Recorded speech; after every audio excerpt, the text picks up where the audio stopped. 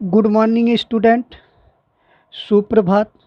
आज हम कक्षा 9वीं विषय के कोर्स ए का गद्य भाग का पाठ 2 ल्हासा की ओर पढ़ेंगे। ल्हासा की ओर के लेखक राहुल साकृत्यायन जी हैं। तो राहुल साकृत्यायन के बारे में कुछ जान लेते हैं। राहुल साकृत्यायन का जन्म सन 1893 में उनके ननिहाल गांव पंदहा, जिला आजमगढ़, उत्तर प्रदेश में यह हुआ। उनका पैतृक गांव कनैला था। उनका मूल नाम केदार पांडे था। उनकी शिक्षा काशी, आगरा और लाहौर में हुई। सन 1930 में उन्होंने श्रीलंका जाकर बौद्ध धर्म ग्रहण कर लिया। तब से उनका नाम राहुल साकृत्यायन हो गया। राहुल जी पाली, प्राकृत, अपभ्रंश, तिब्बती, चीनी, जापानी, रूसी सहित अनेक भाषाओं के जानकार थे। उन्हें महापंडित कहा जाता था। सन 1963 में इनका देहांत हो गया। ये हमेशा इनका जो रवैया था, मतलब ये हमेशा यात्रा, मतलब इनकी जितनी रचनाएं हैं यात्रा वृत्तांत पे आधारित है। इनका सबसे फेमस यात्रा वृत्तांत है। मतलब इनका एक चैप्टर भी लिखे थे, आथोत घुमक्कड़ जिज्ञासा। आथोत घुमक्कड़ जिज्ञासा मतलब इनकी जो जिज्ञासा थी वो घूमने की थी। ये बहुत ही यात्रा करते थे। तो इनकी जितनी रचनाएं हैं सब ज़्यादातर यात्रा वृत्तांत में, और बहुत इम्पॉर्टेंट है। इनकी रचनाएं पेपर में बहुत पूछता है। जैसे इनकी कुछ रचनाएं हैं, जैसे मेरी जीवन यात्रा, दर्शन दिग्दर्शन, 22वीं सती, बोलगा से गंगा, भागो नहीं दुनिया को बदलो, दिमागी गुलामी, घुमक्कड़ शास्त्र आदि। और इसी में एक यहाँ पे ही है ल्हासा की ओर। तो सबसे पहले हम इस पाठ का क्या करेंगे, आज सारांश जानेंगे, फिर इसका क्वेश्चन आंसर करेंगे और एमसीक्यू भी, क्वेश्चन वन नाइलर भी करेंगे। तो आइए देखते हैं। तो इस वीडियो को पूरा लास्ट तक देखिएगा, आप लोगों को ज़रूर समझ में आ जाएगी कि ये क्योंकि ये बहुत ही टफ चैप्टर है।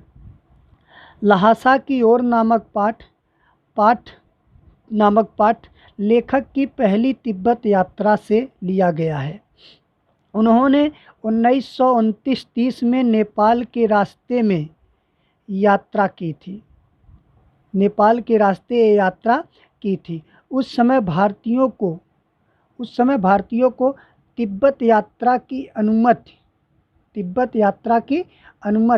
न होने के कारण तिब्बत यात्रा की अनुमति न होने के कारण लेखक ने यह यात्रा भिखमंगे के एक वेश में की। इस पाठ में उन्होंने ल्हासा की ओर जाने वाले दुर्गम रास्ते का बड़ा ही रोचक वर्णन किया है। इससे तिब्बती समाज के बारे में अनेक जानकारियाँ मिलती हैं। पाठ का सारांश, लेखक ने अपनी तिब्बत की यात्रा नेपाल तिब्बत के मार्ग से की। लेखक ने नेपाल तिब्बत के मार्ग से की, लेकिन तब फरी कलिंडपोड का रास्ता नहीं खुला था। इसी रास्ते से हिंदुस्तानी वस्तुएं भी तिब्बत जाती थी। यह व्यापारिक तथा सैनिक रास्ता था। इस पर जगह जगह फौजी चौकियां और किले बने हैं, जिनमें चीनी सेना रहती थी। कुछ किलों में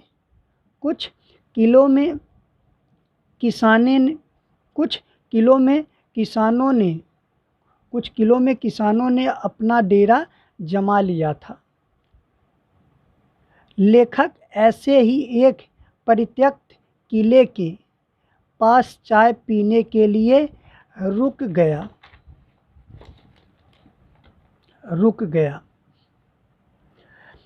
तिब्बत में यात्रियों के लिए कुछ अच्छी बातें हैं तो कुछ तकलीफदायक भी हैं। यह जाति पात, छुआछूत, पर्दा प्रथा जैसी कुप्रथा नहीं है। लोग अपने घरों को खुला रखते हैं।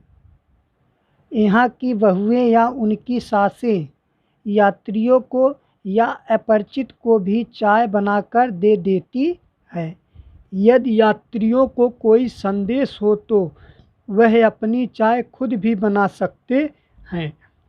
उस परित्यक्त उस परित्यक्त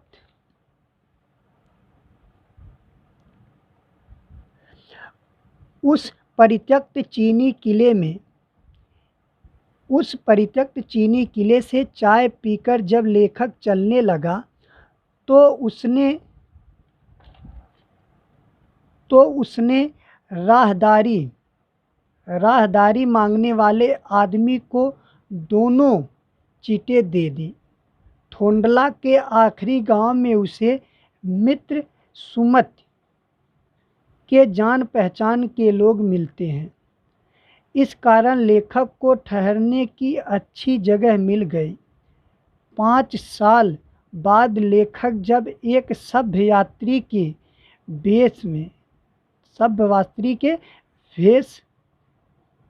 वेश में घोड़े पर सवार होकर आया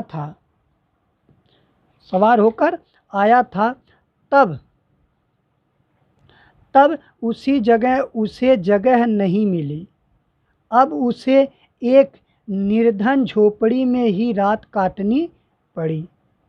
अब लेखक को सबसे बड़ी विकट डांडा थोडला पार करना था। 16-17 हजार फीट की ऊंचाई पर स्थित ये डांडे सबसे खतरनाक जगह है। इनके आसपास कोई गांव नहीं होता। नदियों के मोड़ और पहाड़ों के कोनों के कारण यहाँ दूर तक आदमी नहीं दिखते हैं। यदि यहाँ किसी की हत्या हो जाए तो पुलिस और खुफिया विभाग को कोई चिंता नहीं होती है। वहाँ कोई हत्या का गवाह भी नहीं मिलता है। यह डाकुओं के लिए अत्यधिक सुरक्षित जगह है। डाकू पहले आदमी को मारते हैं, फिर लूट के लिए माल खोजते हैं। हथियार का कानून न होने से लोग हथियार लेकर घूमते हैं। डाकू यदि जान से न मारे तो खुद उसे अपने प्राणों का खतरा रहता है। लेखक और उसके साथी भिखमंगों के वेश में थे। जान का खतरा होते ही वे भीख मांगने लगते थे। पहाड़ पर सामान के साथ चलना कठिन था, इसलिए लेखक ने 2 घोड़े कर लिए और चलते गए। दोपहर तक वे डांडे पहुँचे, जो 17-18 हजार फीट ऊंचा था। यहाँ का वातावरण अच्छा था। दोनों ओर पहाड़ था, कुछ पर बर्फ थी और कुछ पर नहीं थी। न हरियाली सबसे ऊंचे स्थान पर देवस्थान था। मतलब कह रहे हैं कि दोनों ओर पहाड़ था, कुछ पर बर्फ थी और कुछ पर नहीं थी, और हरियाली भी नहीं थी। सबसे ऊंचे स्थान पर देवस्थान था, जिसे कपड़े और झंडियों से सजाया गया था। लेखक को अब उतराई की ओर चलना था। उसके साथ उसके 1-2 साथी और चल रहे थे, पर वे सब बिछुड़ गए क्योंकि लेखक का घोड़ा धीरे चलने लगा था। लेखक बहुत पीछे रह गया। इसलिए लेखक रास्ता भटक कर कहीं और चला गया, फिर वापस उसी रास्ते पर लौट कर आया। 4 बजे के करीब लडकोर पहुंचा, जहां उसका दोस्त सुमत इंतजार कर रहा था। वह बहुत गुस्से में था, लेकिन सारी बात जानकर उसका गुस्सा शांत हो गया। लडकोर में वह अच्छी जगह रुके। यहाँ उन्हें खाने के लिए सत्तू चाय और रात में गर्मा गर्म थुक्पा मिला। लेखक और उसके साथी टिडरी टिडरी के विशाल मैदान में थे। इसके चारों ओर पहाड़ थे, जिससे यह मैदान टापू जैसा दिख रहा था। इसी मैदान में टिडरिन सुगाद गिरी हैं। यहाँ भी सुमत के यजमान थे। वे यजमानों के यहाँ जाना चाहते थे। बोधगया से लाए गए कपड़े खत्म होने पर किसी भी लाल कपड़े का गंडा बनाकर बांटना शुरू कर देते थे। लेखक ने उन्हें ऐसा करने से रोका। लेखक को भारवाहक न मिलने से खुद सामान लेकर चलना पड़ता था। तिब्बत की कड़ी धूप में 2 बजे सूरज की ओर मुँह करके चलने से गर्मी लगती थी। सुमत अपने एक यजमान से मिलना चाह रहे थे, इसलिए उन्होंने शेखर बिहार की ओर चलने के लिए कहा। तिब्बत की ज़मीन जागीरदारों से बटी है, जिनका ज़्यादा हिस्सा मठों के पास है। जागीरदार मजदूरों से बेगार में खेती कराते थे। खेती के देख रेख के लिए भिक्षु भेजे जाते थे, जो राजा से कम नहीं होते। शेखर की खेती के मुखिया लेखक से मिले। वहाँ एक सुंदर मंदिर था। उसमें कंजूर की हस्तलिखित 103 पोथियाँ रखी हुई थी। एक एक पोथी का वजन 15-15 सेर था। सुमत अनुमति लेकर अपने यजमानों के यहाँ चला गया। टिडरी गांव वहाँ से बहुत दूर नहीं था। लेखक ने सामान उठाया और भिक्षु नमसे से विदाई लेकर चल पड़ा। धन्यवाद। यदि आप लोगों को वीडियो अच्छा लगा होगा तो आप इसको लाइक करिए, शेयर करिए और सब्सक्राइब करिए। धन्यवाद।